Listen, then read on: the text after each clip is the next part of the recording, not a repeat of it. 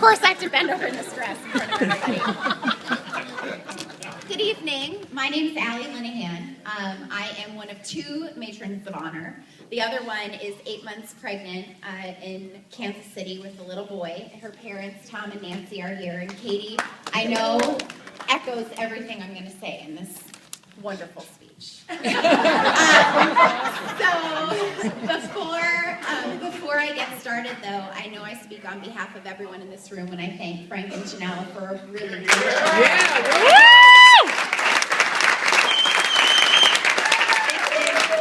This is really something. I had the chance to talk to Frank over during the cocktail hour, and I was describing this as really magical. I mean, this is like a wedding that you read about in magazines. This is really wonderful, so thank you so much. And Malcolm, and to your family, thank you so much for being so kind to me, introducing yourselves to me. I've heard so much about you, Matt, and Tosca, and your beautiful children. And Audrey, it's so nice to talk to you. Tracy, I've so enjoyed getting to know you over the past few days, so you really have a lovely family. So Karen was one of the first 5 people that I met at Miami University in Oxford, Ohio. The other 4 were Sharon Hogue, who's another bridesmaid, and Frank and Janelle. Oh, and my random roommate. I guess that makes 4. Otherwise, there'd just be 3. So, like her parents, and I apologize that I have to read, but I'm in sales. You'd think I'd be fine at this. I'm incredibly nervous because it's really important to me that I convey to you how important you are to me. So, like her parents, Karen was very easy to know. I learned that she was from Des Moines, Iowa. She's the first person that I ever met from Iowa.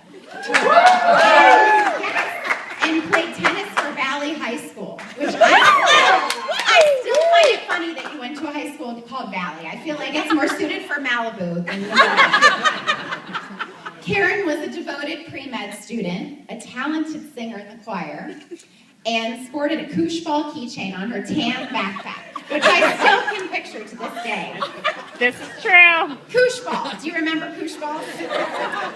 Karen and I became really fast friends, mostly because we were both a bit nerdy. We clocked a lot of time at the library, and we shared the same sense of humor. We find the same ridiculous things funny. I am not a funny person, but I find ridiculous things funny, and fortunately I found the same type of sense of humor in Karen. Karen and Sharon were roommates, and for 15 years this has gotten to me. I still do it. When Karen laughs, it makes me laugh, and she has such an authentic laugh. You can tell when she's genuinely happy. She just glows and radiates happiness, and you want to be happy too, and I always felt that way with her. I saw this glow, this happiness, at its greatest about 2.5 years ago, when Karen introduced me to Malcolm in Chicago when they were there for a hockey tournament. I could tell that she was just genuinely happy, and she was really proud to introduce me to this guy named Malcolm. It's a hard feeling to describe, but if you've ever been in love, you know what I'm talking about. It takes one to know one, I guess. And this big guy with an even bigger smile was really special to Karen. Not living in Des Moines, what I know about Malcolm is based almost entirely on what Karen has told me about him. And I can say confidently, Malcolm, you have a big fan in Karen. And now, me too. And you're stuck with me. Page 2.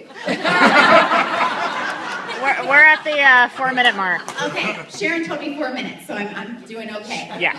Over the past few years, I've learned that Malcolm provides. Jackson, what? You want to say hi? Good. I got the spray in my house and it got out. And then it just got out of my house and played. Yes.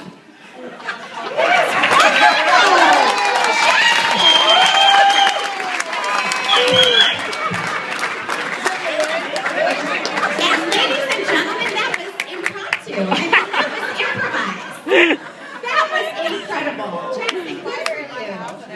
Good for you. Oh my. Well, I mean, now I just stop. Quit while I'm ahead. Okay, I know. Okay, so over the past few years, 5 minutes. I'm almost done. I've learned that Malcolm provides the unwavering support that Karen unselfishly gives to her family, friends, and patients. He holds her on a pedestal when he is more than deserving of being on one himself. He respects her, he values her work, he's willing to make sacrifices for Karen's sake and success, which is obvious and exhibited by the move to DC coming up soon. He finds her funny, he finds her cute. We learned that he finds her most cute in her Kappa Kappa Gamma sweats. Shout out to the sisters, there you go. Like Karen, Malcolm's heart is rooted in Iowa, family, and football. And most importantly, from my perspective, his heart is deeply rooted in Karen and his life with her. Malcolm knew all of this about Karen very early on in their relationship. This is my favorite part. 6 minutes. Yeah, but he had to wait for the fated conversation in an RV at an Iowa State game to finally hear from Karen that she felt the same way. To quote Karen, "You know you're from Iowa when the first time you both say I love you is in an RV at a football game." I mean, that's priceless. That is good material there. Malcolm, thank you so much for loving Karen as much as you do. As a friend, I can't tell you, I feel like I'm part of the Markovas family, and I feel like now I'm a sister to you, and I can't thank you for loving her as much as you do.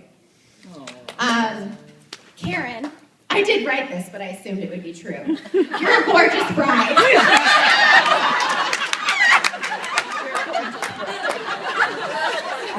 Thank you so much for the honor to represent your friends and family today. Thank you for your friendship, and thank you so much for your laugh. 7 minutes. Okay, Malcolm and Karen, you both hold special places in all of our hearts that are unique to the relationships that we have with both of you. And now, when we think of one of you, we'll think of the other, and you really do make a good team. So, with that, to the good ones. 7 minutes. 7 minutes. Well done, dear. Blackhawks won too. Well done. Oh, and the Blackhawks won. Woo!